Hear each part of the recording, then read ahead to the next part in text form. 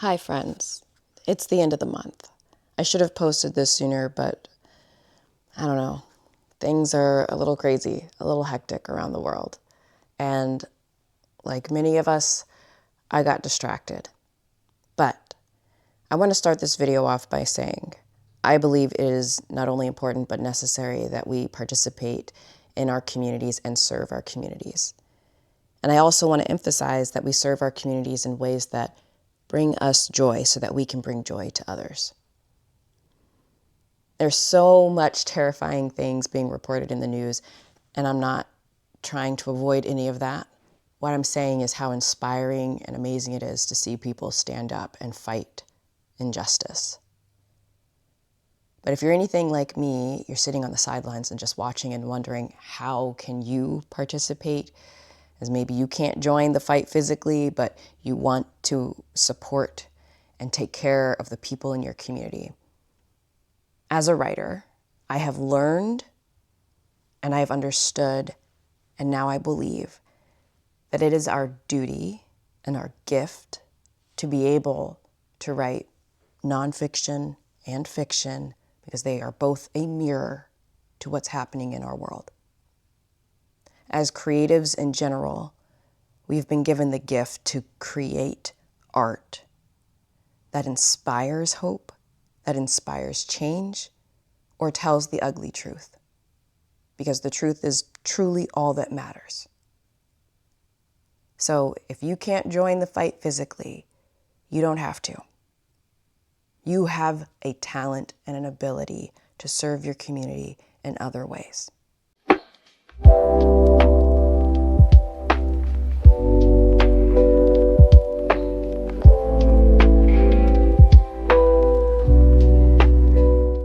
This video was supposed to primarily focus on character development and writing, but it just feels a little out of place to be like, this is how we developed a character. So I want to read a little bit about the book, and it's kind of an internal monologue for our protagonist, Tah Morant. But I'll give a little background on him first and a little bit of tea on our book. Points of Failure, Volume 1, Interwoven, by myself, H.E. Wallace, and Roi Qualls, is a speculative sci-fi novel that takes place 250 years in the future. And as you might imagine, we have done a number on Mother Earth, and Mother Earth has grown exceedingly tired of our presence. And it has become a common goal, which is what we call it, the common goal, for all of humanity to find a new planet. And as you might imagine, Mars is a very convenient option. It's right next door, a few billion miles away, but relatively close. And Tah Morant, as a child, was just fascinated by this. He loved space. His dad actually was an engineer to help work on the ships to take the cohort of 5,000 humans from Earth to Mars. But then tragedy strikes, and Tah's entire world changes drastically. And as you might understand, that when your external world changes, your internal world changes as well. And I also feel like, as you might understand, he was not given the time, nor the place, nor the encouragement to address those feelings, to actually mourn the events that took place that dismantled his entire world. Instead, his love for space, his high intelligence, his abilities and capacities were used to serve the common goal. And this was done so in a way that he was able to go to the best schools, he was able to climb to the top of the global intelligentsia, he was able to make great achievements, and he even built the engine capable of faster than light space travel. And this is what lands him on the command team for the Emoja mission that's taking the first humans ever out of our solar system toward the heart of the galaxy in search of a new planet Earth. So that's where we're starting. That's how the book opens up. But sometimes you got to really question what's going on around you. And sometimes you got to find another way to serve humanity. Maybe you can't join the physical fight. maybe there's another way. But first, you got to start questioning it and really questioning the system. Now, I folded this page. Okay. So it's more of a monologue for Tah. The common goal had been around since before I was born. According to Sam, it was a reactionary solution to a much deeper problem. What that problem was, as far as I understood it to be, was that Earth was spent and humanity was doomed if we didn't leave. The common goal, like Sam's student said, had united the global community. Finally. The grand exodus was something all peoples could agree upon. Whole economies pivoted in the direction of achieving the common goal. Vast amounts of funding that had previously been used for war and destruction was shunted toward research, design, and space exploration. Humanity was, at an instant, relatively speaking, united. It gave everyone a purpose to strive toward, a vision, a hope, a reason to keep going despite the suffering.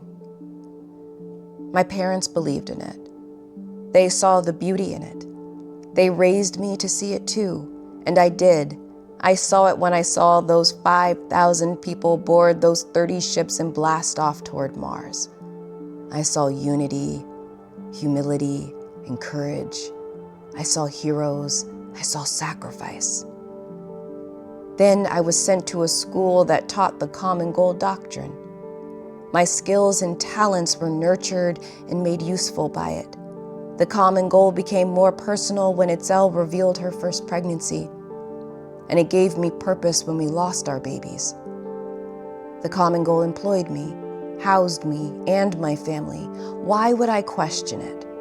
It would be like questioning what my father taught me. All things in God's time. Maybe it wasn't happening in my lifetime, but I was sure the common goal would be achieved in Mai's. That's all I could strive for. That's all I knew. But the problem wasn't Earth, not according to Soul. The problem was that people forgot their purpose. Once you forget your history, you forget your purpose. That's on page 159, chapter 34, 159 of the text. Once you forget your history, you forget your purpose. And I think a lot of what we're battling is this denial of our history, this erasure of our history, a dismantling of our history. And if we don't understand our history, if we're not even taught it, and we don't know to question what's happening. And I think if we take that deeper inside of ourselves, inside of the characters that we write, if you deny your past, like Tah denied his past, the tragedies that happened in his childhood, if you neglect those histories, if you deny their existence, then you miss out on your true calling.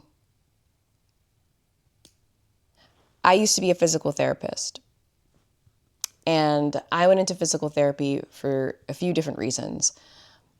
As a child, I was very much into the arts. I was in plays, I played instruments, I sang, I danced, I painted, I sketched, I read, I wrote, all of it. I loved the arts. However, I was never really taught like you could make money in the arts unless you were big time Hollywood, whatever. And then there was always like the phrase starving artist, who wanted that. And I didn't understand how I could like improve humanity by being an artist. I think so much of what we're taught is like an artist is really just being very selfish and self-centered. And I've learned since then, but that was like the message being fed to me.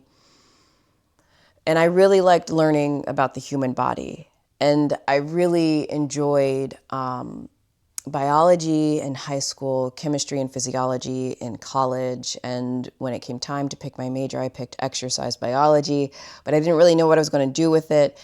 And by the time my senior year came around, I asked my classmates, what are you guys doing? And they said something in the medical field, nursing, doctor, anesthesiologist, I don't know.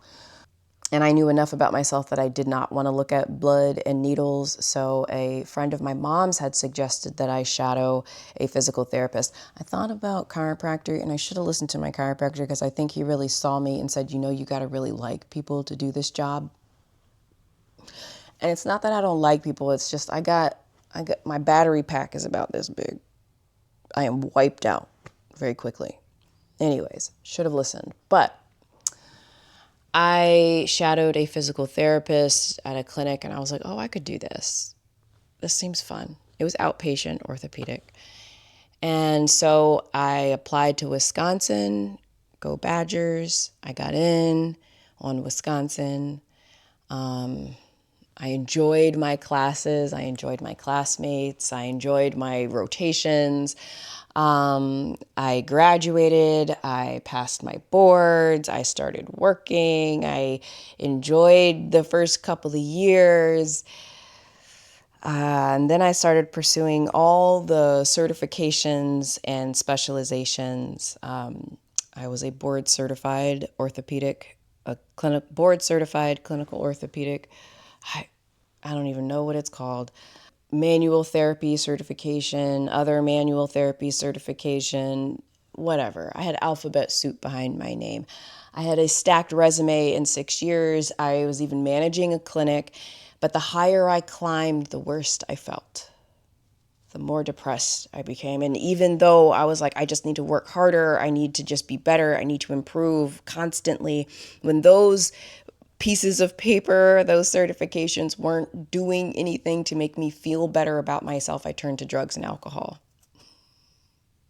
That got me nowhere, except deeper into the hole of depression. And I just realized, like our character Tah, I was just running away from myself. I was not addressing the fundamental issue. And I'm not going to get into my personal matters, but it wasn't anything related to what happened to Tah Morant in the book. And you learn what happens pretty soon in the book.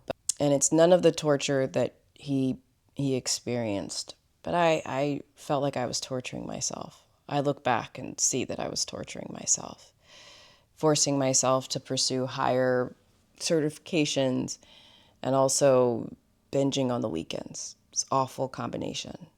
So in 2020, and I'm not talking about the big Miss C coming through and wrecking shop. I'm talking about the other things that happened in 2020. A lot of the violence. And I was living in northern Florida, which is the deep south. And I'm from the Midwest, and that's a different type of racism. That's a different type of racism. And it got real hot that summer.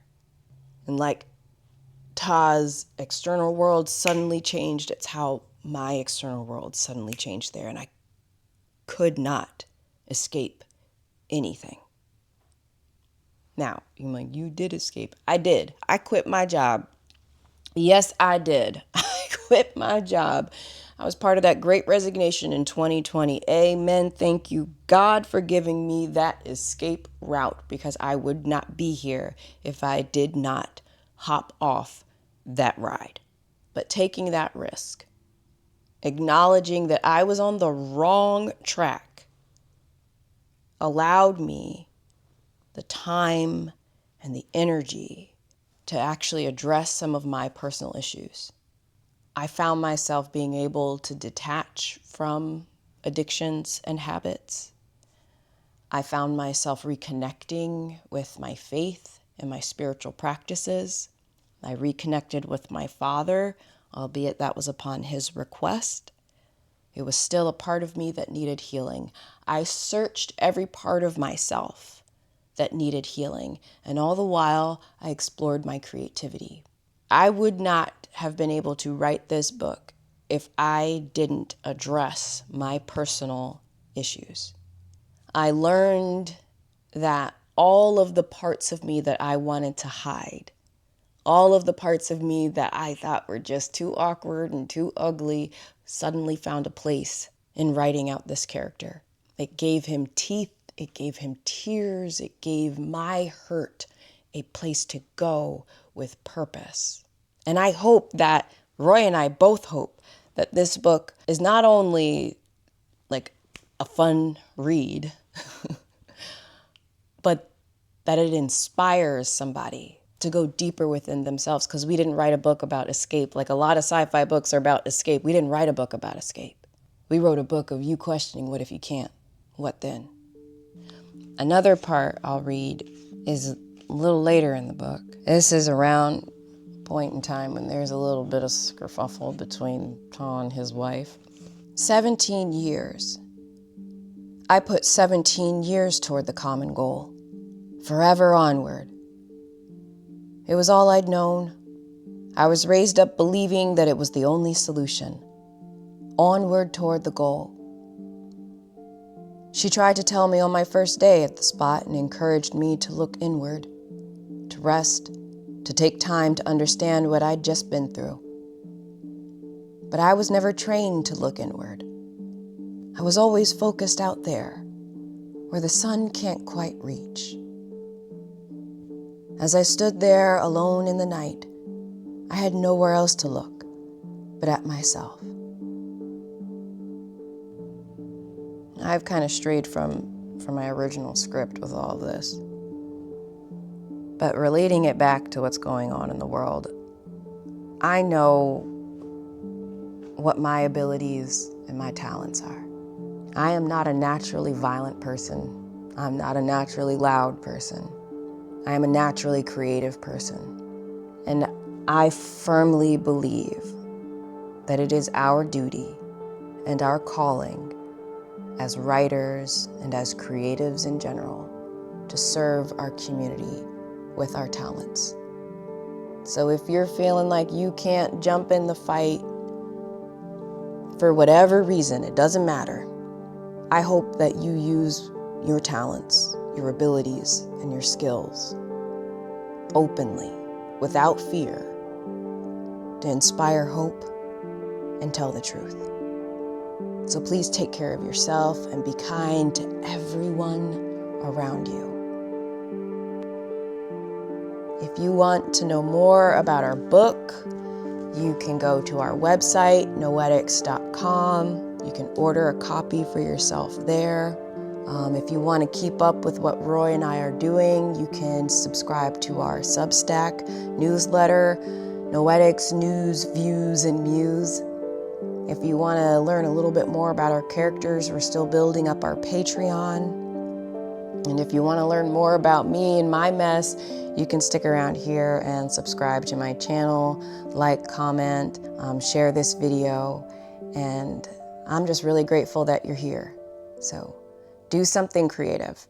Put all that hurt, that frustration, that anger, and that fear to a soundtrack. Make some beautiful music, some moody music. Paint it. Give it some color. Put it in words. Get it out of yourself. Get some joy in you so you can spread joy to others. All right, take care. Bye.